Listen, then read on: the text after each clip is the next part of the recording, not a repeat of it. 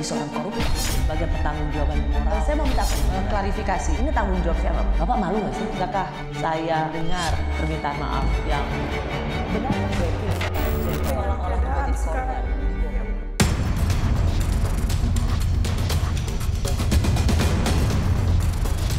Kepada unsur penegak hukum, Jaksa Agung, BPKP, Kapolri, dan Panglima TNI untuk menegakkan hukum dan aturan khususnya bagi perusahaan-perusahaan yang melanggar ketentuan-ketentuan pertanahan dan hutan.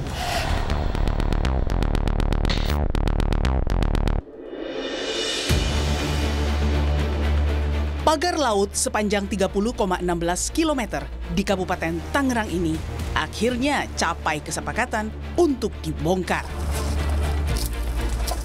Tak hanya pembongkaran, Menteri Kelautan dan Perikanan juga berjanji melanjutkan ke proses hukum usai tenggat waktu 2 kali 24 jam dari tanggal 20 hingga 21 Januari tak juga mendapat respon oleh pemilik pagar laut.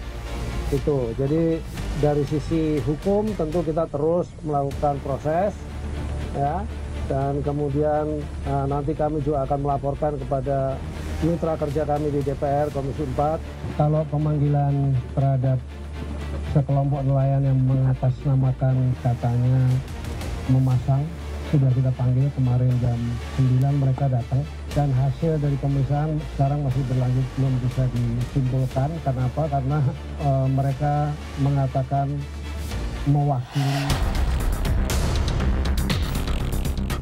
Setelah publik ramai mempertanyakan siapa sosok di balik pagar laut itu, belakangan terungkap jika wilayah laut yang dipagari ternyata memiliki sertifikat dan sudah sepengetahuan Kementerian Agraria dan Tata Ruang.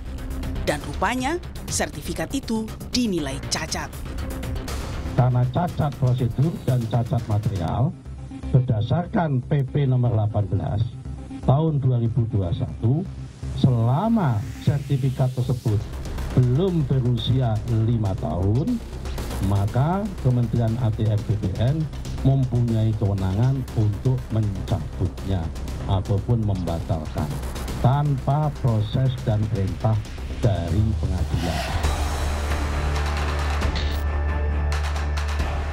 Setelah sempat dibongkar kali pertama pada Sabtu 18 Januari dan batal dilanjutkan pada 19 Januari atas perintah KKP, akhirnya pembongkaran total pagar laut di Kabupaten Tangerang capai kata sepakat seluruh elemen terkait termasuk Komisi 4 DPR.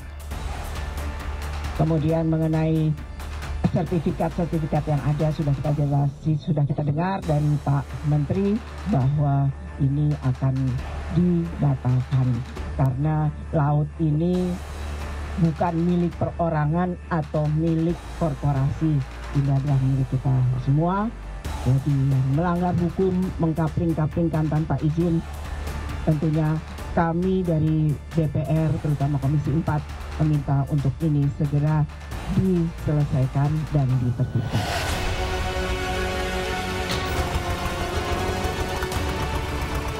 Lamanya mengungkap siapa sebenarnya sosok di balik pemilik pagar laut menimbulkan banyak spekulasi.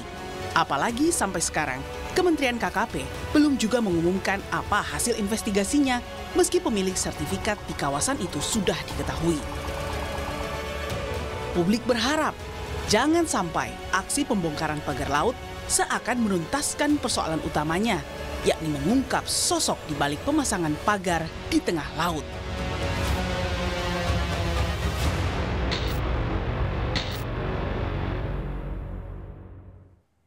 Pagar laut yang membentang sepanjang 30,16 km di Kabupaten Tangerang, Banten viral dan menuai polemik dalam 2 pekan terakhir. Hari ini Kamis 23 Januari, Komisi 4 DPR memanggil Menteri Kelautan dan Perikanan meminta kejelasan siapa yang memasang pagar laut ini. Saya sudah bersama Menteri Kelautan dan Perikanan Bapak Sakti Wahyu Trenggono. Pak Treng, terima kasih sudah di Rosi. Terima kasih dapat kesempatan di sini.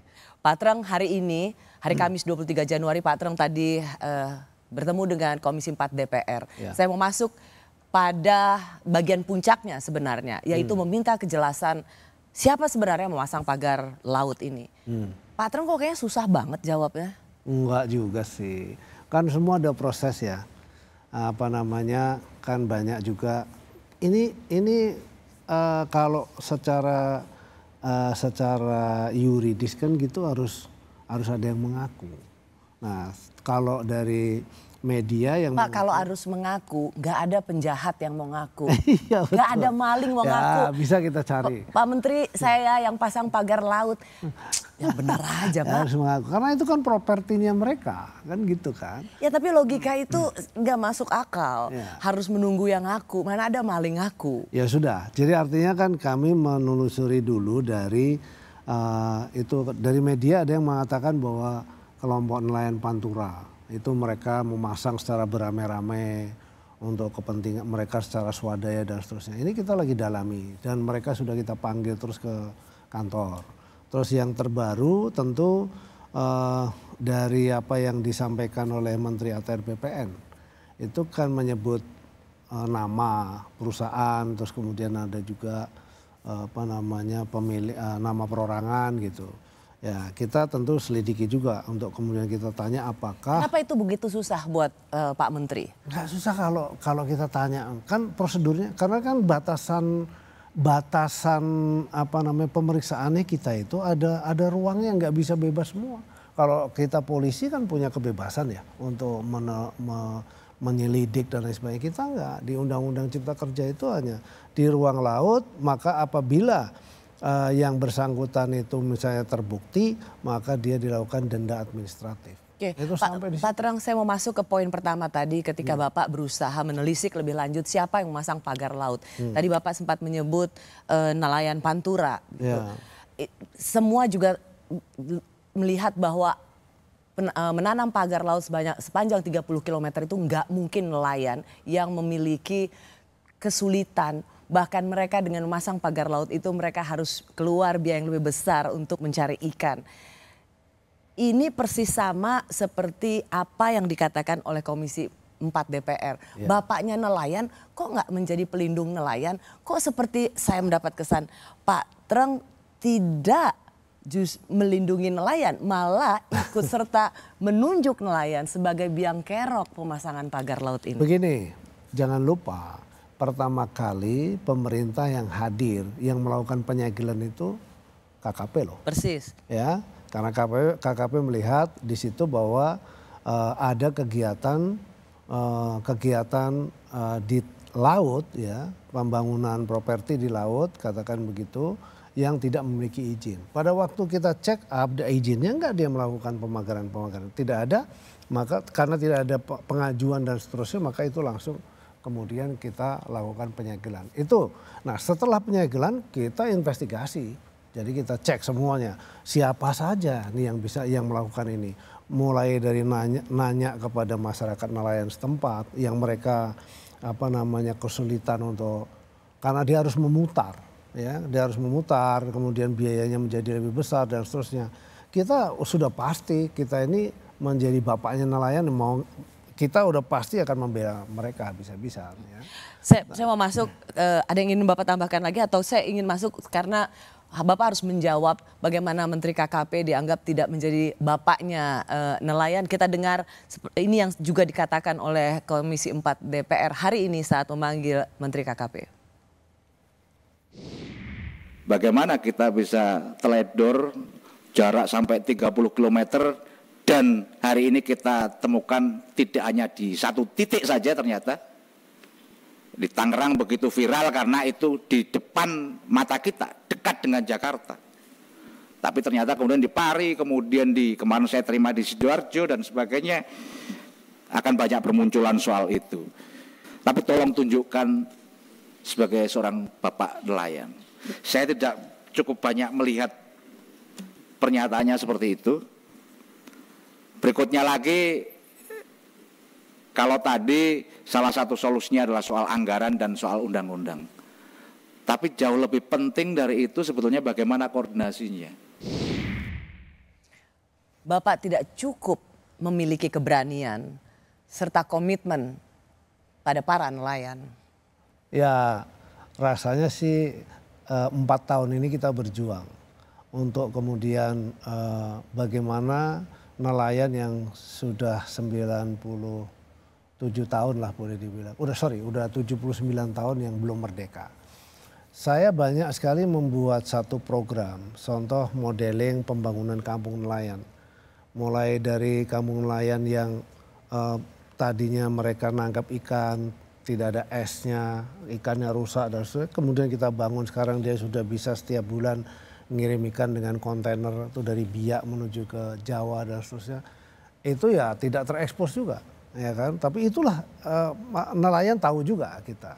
Lalu bagaimana saya menghadapi nelayan-nelayan yang di Pantura juga, yang mereka selalu protes dan seterusnya. Baik. Itu pembelaan. Tapi satu hal, memang case yang terjadi di Tangerang, Banten ini yang dengan Jakarta yang berdekatan dengan Pantai Indah Kapuk, ya katakan begitu. Ini kan sangat sensitif sekali. Jadi saya tidak mengerti tujuannya kemana, tapi yang pasti di ruang kami adalah bagaimana kita mengetahui siapa sebetulnya yang melakukan pemagaran. Bapak tidak mengerti kemana tujuannya. Bapak melihat bahwa arah dari kasus ini yang sudah sedemikian memicu kontroversi dan polemik tidak tentang nelayan, tetapi ada sesuatu yang di luar itu. Jadi gini Mbak Rosi, sebetulnya sebelumnya kan di situ banyak sekali kan tempat-tempat sekelompok bambu yang dikumpulin gitu ya. Tapi tidak masif seperti yang pagar ini. Itu ada. Jadi kami melihat itu adalah nelayan-nelayan yang kemudian mereka membuat semacam kayak penangkaran kerang atau ikan. Itu tidak salah. Itu tapi tidak sekarang salah. yang menjadi persoalan adalah ada 30 km pagar laut. Salah nggak Pak? Salah, sangat salah, itu sangat salah. Lalu KKP nggak merasa bertanggung jawab? Ya kita bertanggung jawab, tentu kita bertanggung jawab, terutama adalah kepada masyarakat nelayan yang kemudian dia terhambat ketika dia melaut. Nah itulah kemudian kita lakukan yang terakhir ketika itu dirobohkan atau dicabut sebagian oleh TNI Angkatan Laut, ya sudah kita kemudian kita kumpul secara bersama, jadi tidak sendiri-sendiri begitu. Ya awalnya kan supaya bersama ya, tapi kan kemudian. Pak, kasus ini kan sudah lama. Ya. Sejak Agustus sudah dilaporkan dan KKP dianggap tidak cukup perhatian untuk cepat memberikan tanggapan atas 30 km pagar laut ini. Jadi begini, pengawasan itu kan ada daerah. Jadi pengawasan kan tidak hanya KKP. Ya, dengan keterbatasan KKP yang dari Sabang sampai Merauke. Ini dekatlah dengan kantor KKP. Saya bilang seperti itu. Ya. Lalu kemudian ada Dinas Kelautan Perikanan Banten juga ada. Dinas Kelautan Perikanan DKI juga ada. Dan kemudian yang lain juga ada di situ. Ya. Nah kita juga ada. Memang terus terang kalau saya dianggap katakan Kementerian Kelautan Perikanan dianggap lalai. Ya karena kebiasaan yang tadi. Terus kemudian ada bangunan yang masif tapi bentuknya mirip. Cuman dia lebih terstruktur itu saja. Jadi ketika rame pertama kali yang hadir kita. Harus menunggu sekian bulan, Agustus 2024 baru mengatakan ini disegel Januari. Ya pertama gini, saya minta maaf lah kalau itu terjadi ya. Tapi yang pasti masyarakat juga harus tahu bahwa kita adalah kementerian atau pemerintah yang hadir pada saat itu yang sekaligus yang pertama kali melakukan penyegelan. Jadi rame memang, tapi ramenya kan tidak seperti sekarang. Ya. Ini kan sekarang menjadi masih makin membesar begitu. Kami menghargai Pak Treng sebagai Menteri KKP, awalnya langsung mengatakan ketika sudah ramai berbulan-bulan pagar laut itu kami segel. Tetapi kemudian Pak Treng juga mengatakan kenapa jangan dibongkar. Apakah Pak Treng takut? Setelah mendengarkan pemaparan Pak Menteri ya, rasanya kok nggak ada semangat upaya dalam penegakan hukum. Ya, meskipun Pak Menteri menjelaskan hanya di dalam aspek administrasi, ya, bukan hanya membongkar, tetapi juga melakukan tindakan hukum agar masyarakat bisa meyakini Indonesia ini adalah negara hukum. Ya. Laporan soal pagar laut di Kabupaten Tangerang ini sebenarnya sudah dilaporkan komunitas nelayan setempat pada Agustus 2024. Bahkan sebulan setelahnya Dinas Kelautan dan Perikanan Banten memastikan pagar laut tersebut tidak berizin. Masih bersama saya Menteri Kelautan dan Perikanan Bapak Sakti Wahyu Trenggono. Pak Treng, saya mau mengulang apa yang saya tadi katakan di bagian yang pertama, yaitu kami apresiasi, banyak yang apresiasi ketika Menteri Kelautan dan Perikanan langsung yang pertama kali mengatakan ini disegel. Sebuah pernyataan publik yang sangat ditunggu. Dan kemudian TNI Angkatan Laut akan membongkar pagar laut itu. Terus Pak Treng malah bilang sebagai Menteri KKP bilang, loh kok dibongkar? Ini kok Pak Treng kayak semangat habis itu mundur lagi. Pak Treng apa? Ada kesan kok jadi mencela-mencela Pak? Iya, jadi gini, apa namanya, itu kan sebuah objek masalah, ya, objek masalah yang ada objek hukumnya, katakan begitu. Jadi itu sebuah bangunan yang kemudian kita segel, lalu kemudian kita sedang mencari siapa. Kita itu di KKP ada 196 sudah melakukan hal yang sama di seluruh Indonesia, ya, melakukan hal yang sama. Jadi artinya kita menyegel dan seterusnya lalu kemudian memanggil pemilik yang melakukan kegiatan tersebut dan kemudian kita lakukan denda administratif. Jadi mereka melakukan denda administratif dan kemudian mengembalikan posisi pada kondisi seperti semula. Nah, kebiasaan inilah yang kemudian menjadi framework kita, frameworknya KKP, terutama saya pada waktu itu melihat, ya. Jadi waktu kemudian saya bilang ketika ini disegel dengan cepat kita minta. Saya diskusi sama Direktur Jenderal pengawasan saya katakan berapa lama nih kita mesti beresin, paling lama 20 hari. Oke, kita kejar siapapun yang dapat sampai kemudian kita bisa dapat yang bisa kita sampaikan kepada publik. Sisi lain kemudian kita sedang merancang untuk kemudian nelayan juga itu bisa punya tempat untuk melewati. Sudah berbulan-bulan ada pagar laut, nelayan harus menderita mencari ikan jauh harus lebih jauh. Masih harus kemudian disegel dan menunggu 20 hari. Pak Treng kemudian ada bantuan dari TNI Angkatan Laut untuk membongkar itu. Harusnya kan Pak Treng menyambut dengan gembira.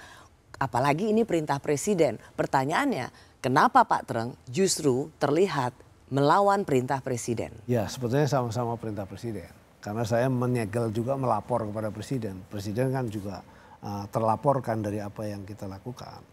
Lalu kemudian yang kedua seperti tadi frameworknya itu kan seperti biasa begitu disegel diproses dulu. Berarti inilah penyakitnya kita bahwa atau pejabat bahwa mengerjakan segala sesuatu business as usual. Padahal ada satu skandal 30 km pagar laut yang secara misterius terbangun di situ dan cuman inilah framework kami.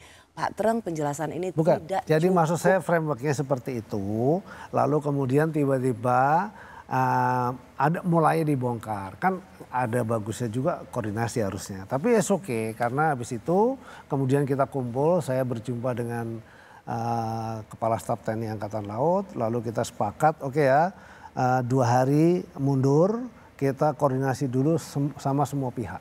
Tujuannya supaya secara legal betul ini loh. Jadi kita libatin juga partisipasi nelayan, selain juga pasukan dari KKP dan juga pasukan dari TNI Angkatan Laut. Jadi 3 pilar, 3 hal ini yang kemudian bersama-sama kemarin waktu hari Rabu itu kita lakukan. Dan sekarang terus sampai hari ini. Saya mau garis bawahi apa yang kata Bapak soal koordinasi. Ya. Apakah kemudian ada semacam ego, kok nggak lapor gue? Iya enggak juga sih ya, sebenarnya enggak juga seperti itu ya. Tapi kalau andaikan koordinasi lebih ke arah. Andaikan misalnya Kolonuan dulu dengan Menteri KKP, Menteri Kelautan dan Perikanan baru sepertinya oke, sama-sama kita bongkar. Atau Pak Treng sebagai Menteri merasa dilangkahi? Enggak juga gitu lah. Ya kalau ini mispersepsi sajalah kalau menurut saya. Tapi misinya jelas bahwa kita kepentingannya untuk membela rakyat. Itu udah pasti confirm itu. Jadi kalau mispersepsi itu adalah kami melihatnya bahwa ini adalah bukti hukum yang harus jangan diganggu dulu nih. Sekian nih Nanti setelah itu dalam beberapa hari kita sudah dapat, kita bongkar berbareng-bareng. Itu lebih keren kayak kemarin kayak tanggal 22 kemarin gitu ya. Tapi kemudian kan itu terjadi ya, oke. Jadi ada miss sedikit ya, saya minta maaf kepada masyarakat kalau seandainya itu misalnya dianggap sebagai sebuah sesuatu yang tidak responsif ya kan. Tapi pasti harusnya dilihat juga waktu kita lakukan penyegelan itu misi hati itu sudah jelas, itu adalah untuk pembelaan kepada masyarakat. Kalau kembali ke soal pertanyaan 30 km pagar laut, kalau Ketua Komisi 4 Ibu Titi Soeharto mengatakan itu seperti separuh jalan tol Jagorawi, dan Kementerian Kelautan dan Perikanan seperti sama polosnya, sama naifnya tidak tahu. Pak Treng tadi sudah mengatakan ini salah. Sesuatu yang salah begitu lama dibiarkan. Kekuatan besar apa sebenarnya yang sedang dihadapi sehingga seperti ada kegamangan untuk membongkar pagar laut ini? Saya sebenarnya tidak merasa ada kekuatan besar ya. Kekuatan besar yang menekan itu enggak ada sih. Pada dasarnya enggak ada. Tapi saya lebih melihat kepada ya kalau itu dianggap sebagai as usual gitu ya. Sesuatu yang misalnya terbiasa di dalam birokrasi seperti itu. Ya kita itu ada koridor-koridor yang tidak boleh dilanggar kan, kira-kira begitu ya. Contoh misalnya kalau misalnya kita langsung bongkar kan ada budget yang harus dipersiapkan dan seterusnya. Dalam pemerintahan kan tidak bisa berbeda kayak perusahaan kan. Kalau dalam pemerintahan kan tidak bisa langsung apa yang ada langsung kemudian kita bisa lakukan, itu kan harus di planning dan seterusnya. Itu fakta lah gitu ya. Saya karena biaya operasional maka dengan tidak mudah juga untuk membongkar. Tidak mudah karena memang kan tidak ada pembiayaannya itu. Kan itu yang pasti ya kan. Lalu kemudian tapi kan saya paham masyarakat kan nggak mau tahu di situ kan untuk seperti ya. Itu dilemanya. Tapi kalau tekanan asli nggak ada sama sekali tekanan. Dan saya terus terang setelah ini nanti bersih dan sebagainya kita nyiapkan satu tim mengumpulkan seberapa besar, seberapa banyak itu nelayan. Kita akan identifikasi nelayan itu lalu kemudian kita akan arahkan kemana. Yang terbaik di wilayah situ. Karena terus terang produktivitasnya apa sekarang ini. Itu juga menjadi perhatian kita. Pak Treng juga sempat menjelaskan bahwa apa yang dilakukan oleh pagar laut sepanjang 30 km ini adalah bentuk reklamasi alami. Ya, jadi gini. Terbiasa di situ sebelum ada pagar yang terstruktur memanjang, itu banyak sekali bambu-bambu yang ada di wilayah situ, banyak sekali. Jadi kalau Mbak Rosi misalnya pergi ke situ, sejujurnya sebelum ada pagar ini juga sudah banyak. Tapi kemudian ini soal perhatian. Kita kan kawasannya seluruh Indonesia ya. Di situ kan ada Dinas Kelautan Perikanan daerah yang dia juga harus mengawasi dan seterusnya. Kita tidak pernah mendapatkan laporan di situ. Tidak pernah dapat laporan sama sekali. Tidak pernah dapat laporan. Jadi karena kita tidak pernah laporan ada pemagaran terstruktur itu. Nah terus terang memang setelah terjadi keributan tapi belum rame itu kami datang. Pada saat kami datang langsung dilakukan investigasi. Coba cek. Jangan sampai nanti kemudian pada waktu kita kita segel ternyata ada izinnya. Misalnya begitu. Tapi kalau ada izinnya harusnya dipasang izinnya. Misalnya begitu. Nah itu kemudian kita cek, nggak lama, beberapa hari terus kemudian langsung dilakukan penyegelan. Nah itu yang kita lakukan. Nah, sebelum terlalu jauh saya mau sedikit. Karena saya agak tergelitik banyak pertanyaan ketika Pak Treng di istana kalau tidak salah mengatakan bahwa ini pagar laut ini mau reklamasi alami. Seolah Bapak sudah memahami apa atau upaya-upaya yang akan dilakukan bagi pengusaha pengembang real estate untuk reklamasi alami dan pagar laut adalah salah satu cara untuk melakukannya. Iya, jadi begini ya.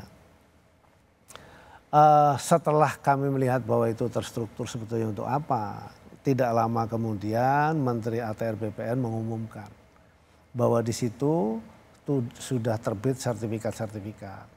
Nah ini yang membuat kami kaget terus terang. Berarti itu digunakan untuk kepentingan menahan sedimentasi. Jadi sedimentasi kalau kena ombak itu kemudian bisa tertahan dan seterusnya. Tapi sudah dibantah itu tidak seperti itu, bahwa itu digunakan untuk kepentingan reklamasi. Jadi memang batas-batas untuk direklamasi.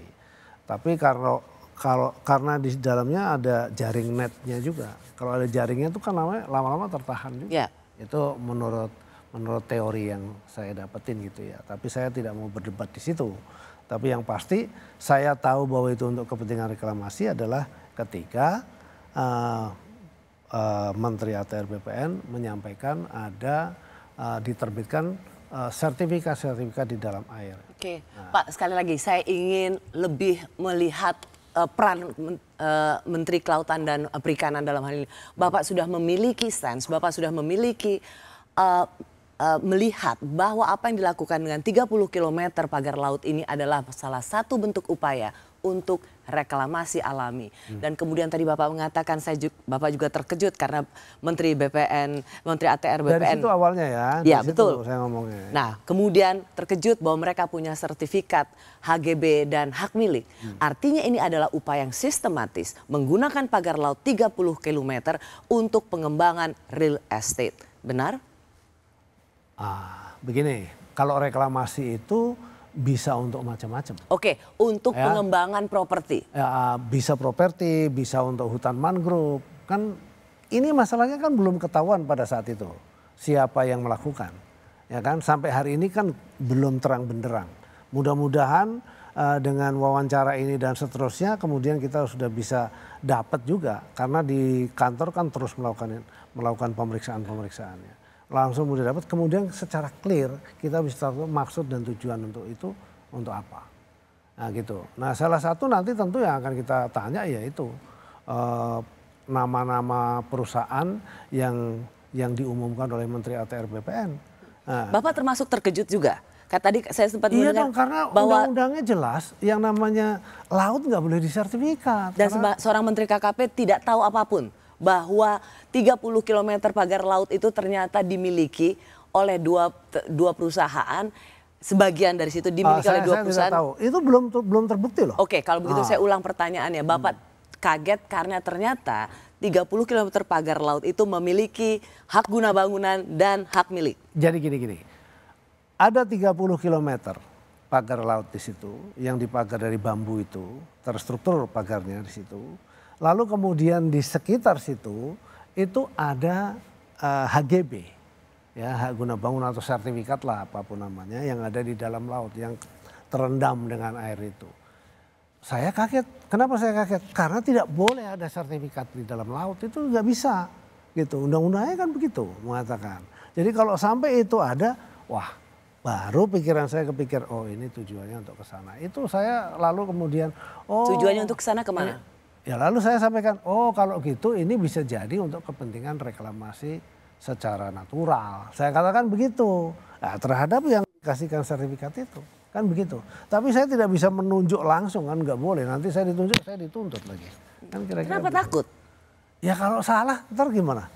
Kalau salah ternyata dia enggak, kan bisa jadi dia enggak. Kan Bapak punya perangkat semua. Bapak sudah melihat, Bapak memiliki perangkat untuk mengetahui semuanya.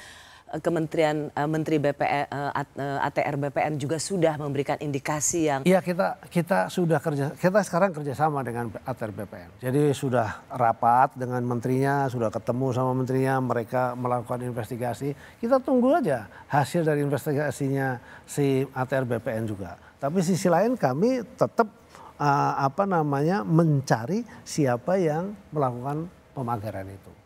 Nah, mudah-mudahan dalam waktu dekat bisa ketemu nih. Kalau kita bisa ketemu gini kan jadi bagus. Tapi bahwa kemudian koordinasinya dengan dengan kementerian lembaga yang terkait kita lakukan. Ada sertifikat yang berseliweran di kawasan pagar laut sebagaimana yang muncul di banyak sosmed tersebut. Jumlahnya 263 bidang dalam bentuk SHGB atas nama PT Intan Agung Makmur sebanyak 234 bidang dan atas nama PT Cahaya Inti Sentosa sebanyak 20 bidang. Kemudian atas nama perseorangan sebanyak 9 bidang.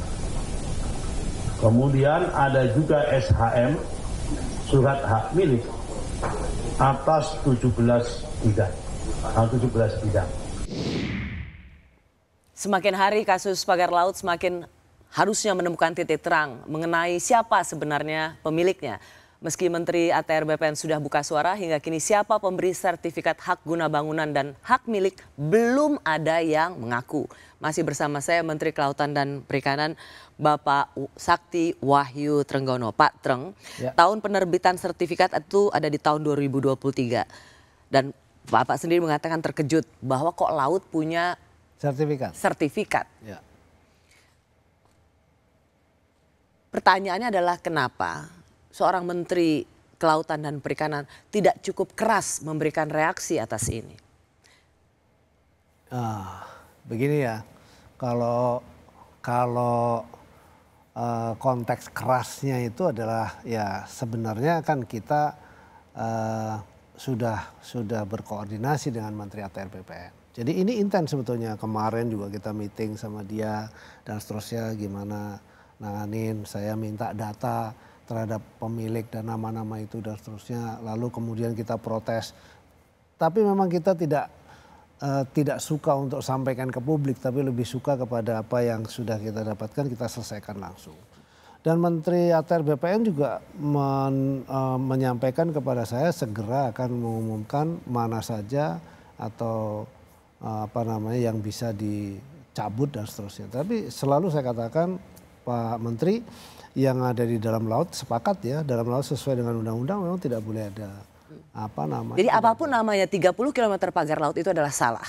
Salah, itu salah. Betul. Nah, Pak Treng, Bapak dengan pasti mengatakan bahwa ini salah. Apapun ini salah. Salah.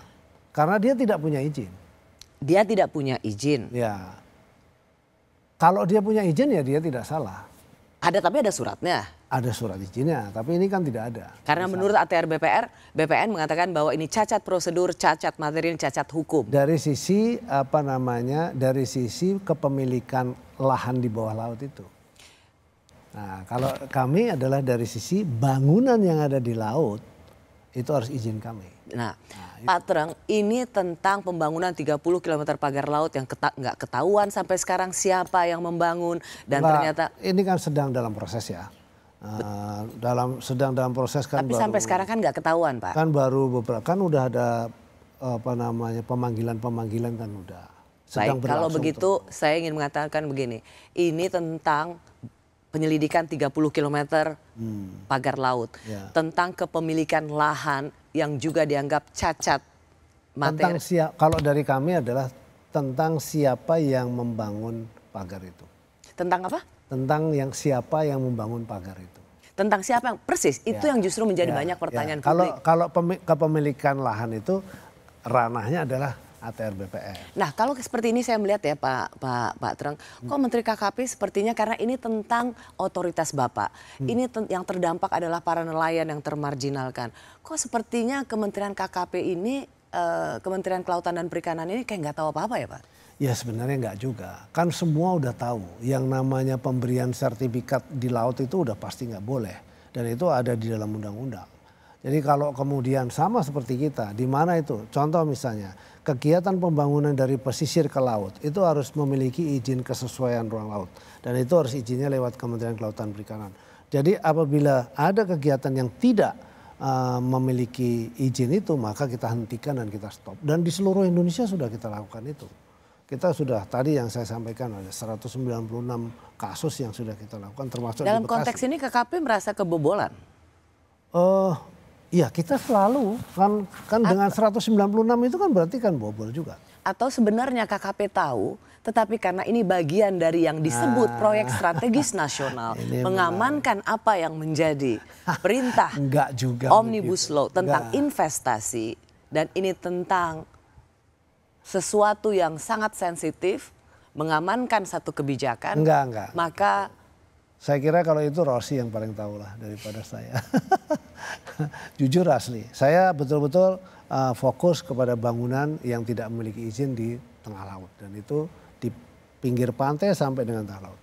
Dan terus terang Rosi, ya Mbak Rosi, 4 tahun ini kita melakukan sosialisasi yang begitu intens di tengah berbagai macam keterbatasan ya, keterbatasan operasional, keterbatasan macam-macam. Ini adalah sebuah hikmah besar kalau saya nangkepnya. Saya kan merasa kalau misalnya Mbak Rosi bilang nih, aduh ini kok Menteri KKP sepertinya kok malah menjadi dipojokkan dan seterusnya. Nah, saya merasa ini adalah bagian dari hikmah besar dari Yang Maha Kuasa. Kenapa? Untuk supaya seluruh masyarakat Indonesia bisa melihat bahwa laut itu menjadi sangat penting. Dulu nggak peduli laut itu main dipakai aja. Ini contoh ya, misalnya Labuan Bajo aja. Labuan Bajo itu adalah satu objek wisata dan banyak sekali bangunan-bangunan di laut dan di pinggir laut. Itu juga sedang kita cek juga, tapi satu sisi juga kemudian itu kan kalau udah terjadi seperti apa itu salah satu, itu pelanggaran juga. Ya, kalau kembali ke pertanyaan saya bahwa ini sengaja didiamkan dan banyak juga terjadi di laut lainnya. Dan kemudian ini adalah bagian yang tidak terhindarkan dari mengamankan proyek strategis nasional. Apakah Pak Treng memang sedang berselancar di antara dua kepentingan demi kepentingan investasi? Enggak begitu juga. Kalau proyek strategis nasional kan jelas undang-undangnya. Proyek strategis nasional itu kan harus yang didahulukan. Jadi apapun namanya, begitu PSN di-announce menjadi sebuah PSN, di situ nggak bisa apa-apa. Tapi ini kan di luar PSN. Menteri ATR merilis 2 perusahaan yang mengantongi sertifikat HGB, yaitu PT Intan Agung Makmur, tadi 230 sekian bidang, PT Cahaya Intistosa 20 bidang. Perusahaan ini bergerak di sektor bisnis real estate. Ini yang kemudian dilihat publik sebagai sebuah upaya untuk, tadi Bapak sudah mengatakan reklamasi alami, untuk kepentingan real estate. Pak Treng, apakah publik melihat Pak Treng sebagai Menteri Kelautan dan Perikanan tidak cukup memiliki suara yang keras untuk menentang ini? Padahal ini tentang laut yang tadi dikatakan oleh Ketua Komisi 4 dan banyak orang, ini kita pasti panggil ini bukan milik per orang, bukan milik perusahaan tertentu. Iya betul. Laut itu adalah common property yang tidak bisa dimiliki oleh pribadi, tapi itu adalah milik semua orang. Kita pasti panggil karena kita tahu 2 perusahaan itu juga dari Pak Menteri ATR. Apakah 2 perusahaan itu juga yang memasang pagar itu? Ini konteksnya jangan di ini ya, karena kalau ruang kami hanya di bangunan di laut itu. Jadi artinya kalau kita didorong ke tempat yang lain pasti salah itu. Jadi supaya publik juga bisa tahu bahwa yang membangun pagar di laut pakai bambu itu dan lain sebagainya itu yang sedang kita cari. Kalau ini ada kaitannya pasti kita akan panggil ini juga. Dan tim kita yang ada di Kementerian Kelautan Perikanan pasti sudah melakukan itu semua. Jadi di mana alamatnya PT akan berkoordinasi dengan Kementerian ATR BPN untuk kemudian kita tanya gitu. Bukan menjadi logika yang sangat lumrah ya Pak? Kalau 30 km itu ditengarai, misalnya tadi sekali lagi referensinya adalah Menteri ATR, 2 perusahaan yang mengantongi sertifikat HGB itu adalah 2 perusahaan tadi. Dan logikanya adalah mereka yang memiliki HGB itu memiliki kepentingan untuk membangun pagar laut. Kan dalam konteks dalam konteks hukum kan juga kita harus mengedepankan praduga tak bersalah dong, ya kan? Tapi mungkin itu jangan dianggap sebagai sesuatu yang seperti kayak biasa aja, enggak juga. Kita harus mengedepankan itu. Nanti kalau enggak kan jadi salah. Jadi semua jadi main melanggar gitu kan. Jadi kalau misalnya yang bersangkutan katakan PT yang disebut tadi, kita akan tanya pasti. Apakah kamu juga menjadi orang yang melakukan pembangunan ini atau memberikan pendanaan untuk pembangunan pagar laut ini dan seterusnya gitu. Dan kalau mengaku bukan kami, ya, selesai. Kita akan cari dong dari masyarakat. Kan kita sedang proses juga dengan masyarakat siapa aja. Dari masyarakat nelayan di situ yang kita tanyain. Sekarang ini sedang dalam proses sana. Gitu. Pak Treng, saya mau minta klarifikasi.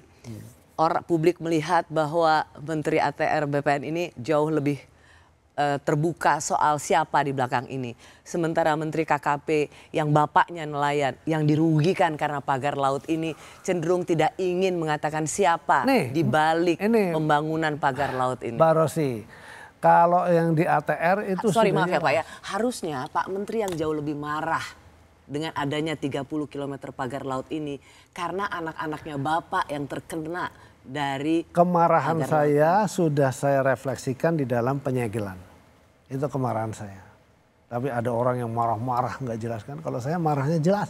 Jadi kemarahan saya adalah saya refleksikan dalam bentuk penyegelan. Yang berikutnya adalah memproses mereka untuk didenda sesuai dengan peraturan perundangan yang berlaku yang menjadi kewenangan Kementerian Kelautan dan Perikanan. Itu saya buktikan tidak pada ini, dengan yang lain sama. Seperti juga kasus di Bekasi.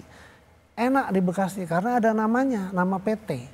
Sehingga kita udah langsung address bahwa yang bersangkutan itu yang melakukan. Kita minta hentikan dan kemudian kita proses mereka. Kita kaji kenapa bisa melakukan itu. Kemudian kita minta pendapat juga dengan kementerian lembaga lain yang terkait. Seperti misalnya LH dan sebagainya gitu. Dampaknya seperti apa. Nah, kalau dampaknya tidak masalah, maka kita denda dia dan kita minta untuk dikembalikan. Hanya denda, hanya sanksi administrasi. Katanya marah. Aturannya di situ, kalau saya marahnya lebih gimana? Nanti malah dimarahin orang dong. Kan saya marahnya dengan cara ya itu cuma memang sanksi administratif. Di undang-undangnya dikatakan begitu. Gitu. Kita tidak sampai lebih dari situ. Kalau Bapak. Nah ini hikmah menurut saya. Yang kemudian tadi hikmah buat siapa Pak? Tidak hikmah untuk para nelayan. Mereka sudah. Hikmah untuk para nelayan dong. Jadi tadi di Kementerian di Komisi 4 juga sudah diminta ada kesimpulan situ bahwa untuk dievaluasi tentang undang-undang kelautan, undang-undang yang berkaitan dengan kelautan untuk kemudian bisa disinergikan. Itu kan menjadi bagus karena itu poin-poin seperti ini harus bisa masuk sehingga orang juga tidak bisa sembarangan aja main entry ke laut dengan bebas gitu. Itu yang kita harapkan. Saya masih ingin mempertanyakan apa yang ditanyakan publik sekaligus juga yang ditanyakan oleh Komisi 4 DPR. Pasti. Siapa yang bangun ini? Ya, saya kembali dalam waktu tidak lama mudah-mudahan bisa terkuat. Saya masih mau tanya lebih lanjut, Pak Treng.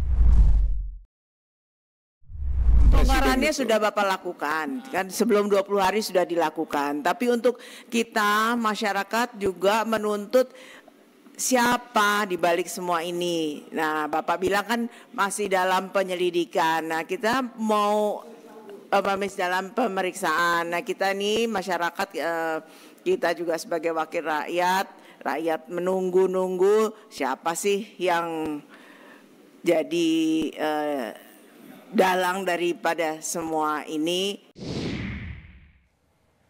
Saya masih bersama Menteri Kelautan dan Perikanan Bapak Sakti Wahyu Trenggono. Mengulangi apa yang dikatakan oleh Komisi 4. Publik menunggu-nunggu siapa dalang yang membangun pagar laut ini.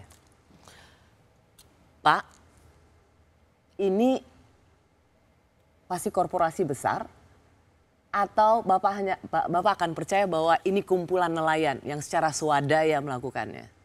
Ya semua tentu akan kita periksa ya. Saya bukan berusaha untuk mengatakan wah pasti korporasi besar pastinya. Doakan aja dalam waktu dekat ini kita bisa tahu siapa yang akhirnya menjadi terperiksa. Dan terus terang di wilayah kami kan hanya sampai di level itu tadi. Kita nggak akan bisa lari ke yang lain-lain. Tapi yang pasti di wilayah situ ada. Termasuk misalnya kita akan mempertanyakan perusahaan-perusahaan yang ada di situ, kita pasti tanya. Karena memancangkan pagar laut 30 km itu tidak mungkin dilakukan oleh masyarakat biasa. Kalaupun ada kumpulan orang yang mengaku, maka seperti tadi yang dikatakan oleh Ketua Komisi 4, siapa dalangnya?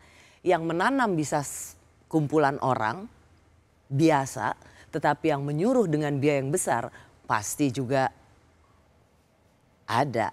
Karenanya kata kunci yang dipegang oleh Ketua Komisi 4 adalah dalangnya. Ya. Dan kami memiliki target waktu juga yang ditetapkan oleh Komisi 4 secepatnya untuk dilakukan dan akan dipanggil rapat kembali untuk ditanya gitu. Pak Treng, izinkan saya merasa harus menanyakan ini karena saya tetap mendapat sense Bapak sedikit tidak melihat ada kegeraman yang sama dengan publik, kegeraman yang sama. Apa saya harus kayak wah gitu kan? Enggak seperti itu, tapi tidak memiliki frekuensi kejengkelan yang sama dengan publik dan mereka yang merasa begitu empati pada kelompok nelayan termarginalkan. Padahal Bapak Menteri Kelautan Perikanan yang harusnya menjadi Bapak nelayan. Begini, andaikan Bapak memang harus berhati-hati. Kita lihat yang memerintahkan pembongkaran pagar laut presiden. Presidennya adalah Partai Gerindra. Yang mengatakan bahwa ini perintah presiden adalah Sekjen Partai Gerindra yang menjadi pimpinan MPR. Ketua Komisi 4 adalah Gerindra. Setahu saya Bapak juga KTA-nya Gerindra kan? Lalu apa yang Bapak takutkan? Atau kenapa Bapak begitu berhati-hati? Karena atau Bapak memang sedang seperti yang disinyalir banyak orang. Juga sedang membawa pesan di luar yang selama ini sudah dicanangkan oleh Presiden Prabowo. Pesan apa? I don't know, you tell me. Tidak ada Mbak Rosi, nggak ada pesan, nggak ada apa. Tapi yang pasti saya sudah melakukan apa yang sudah lakukan. Lalu kemudian sekarang sedang dalam proses. Kalau saya menjanjikan dalam waktu yang tidak lama mudah-mudahan bisa terungkap. Kan saya tidak bisa juga sembarangan ya. Kalau misalnya saya menuduh A, menuduh B, menuduh C, atau menuduh perusahaan A, perusahaan B, perusahaan C, kan nggak bisa juga seperti itu. Kalau kemudian mereka ngotot ngaku, lalu kemudian mereka menyampaikan ini saya buktinya nggak ada. Kan semua hal, bukti-bukti, karena ini gelap nih, semua hal yang namanya bukti-bukti kan saya harus cari. Dari mana saya bisa dapetin? Masa iya sih sewilayah itu saya nggak bisa dapetin? Masa iya sih zamannya sekarang digital kayak gini nggak bisa dapat? Saya pasti dapat. Masa iya sih nggak ada yang rekam? Ya kan? Masa iya sih terus kemudian nggak ada yang foto pada waktu kegiatan-kegiatan itu? Masa iya sih nggak ada yang videoin? Yakin saya. Ya. Masa iya sih Menteri Kelautan dan Perikanan nggak bisa langsung melihat dalangnya? Ya makanya kita sedang dalam menuju ke sana. Ya. Nah, gitu. Kekuatan dukungan politik penuh diberikan pada Bapak. Ini bukan untuk mengatakan bahwa hukum harus berdasarkan pada kekuatan politik. Artinya sebenarnya semua rosonya publik, semua rosonya nelayan ada untuk mengetahui siapa di belakang pagar laut ini. Dan itu juga sesuai dengan perintah Presiden. Makanya tadi saya katakan dukungan politik untuk Pak Treng sebenarnya luar biasa. Bukan 100%, 105%. Untuk menentukan bahwa misalnya PT Rosi ini yang melakukan pada tanggal sekian sampai tanggal sekian dimulai sekian. Dia bilang misalnya, enggak saya nggak lakukan. Ini buktinya dari masyarakat. Dari masyarakat saya bisa dapatkan. Dan masyarakat nelayan pasti mereka akan Pak, ada tenggat waktu seperti yang sudah Bapak janjikan pada Komisi 4 DPR? Secepatnya. Secepatnya itu selambat-lambatnya 20 hari? 20 hari. Ya. Terima kasih Pak Treng, Menteri Kelautan dan Perikanan. Bagaimanapun juga saya menghargai Pak Treng sudah di Rosi. Terima kasih Mbak Rosi. Terima kasih sekali lagi ya Pak Treng. Terima kasih Anda telah menyaksikan Rosi. Kita jumpa lagi Kamis depan, tetaplah di Kompas TV, independen, terpercaya.